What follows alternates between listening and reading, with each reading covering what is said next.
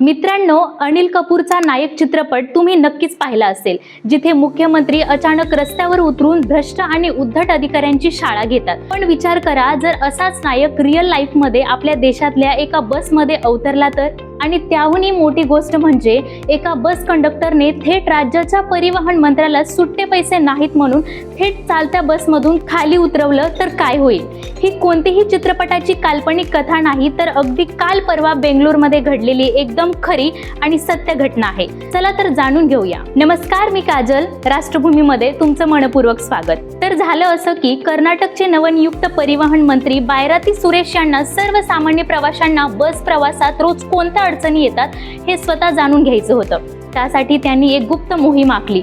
चेहऱ्यावर मास्क लावला, साधे कपडे घातले जेणेकरून त्यांना कोणीही ओळखू शकणार नाही, आणि ते रात्रीच्या वेळी बेंगळुरूच्या BMTC बसमध्ये एक सामान्य प्रवासी म्हणून चढले। मंत्री महोदयांनी हेब्बल ते नागशेट्टी हल्ली या प्रवासासाठी 2 तिकीटं मागितली आणि कंडक्टरच्या हातात 100 रुपयांची नोट ठेवली। आता खरी गंमत पुढे सुरू होते। 100ची नोट पाहताच कंडक्टर भडकला।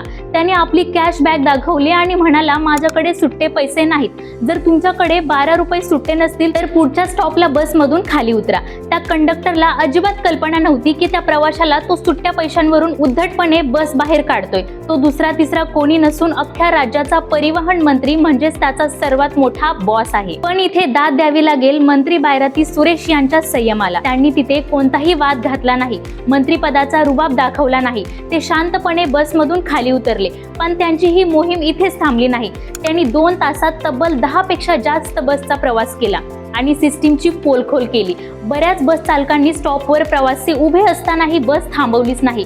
यानंतर मात्र मंत्र्यांनी आपला नायक अवतार दाखवलाच। याबद्दल तुम्हाला काय वाटते? कमेंट करून आम्हाला नक्की सांगा। व्हिडिओला लाईक करा, शेअर करा आणि अशाच नवनवीन माहितीसाठी आपल्या चॅनलला सबस्क्राईब करायला विसरू नका।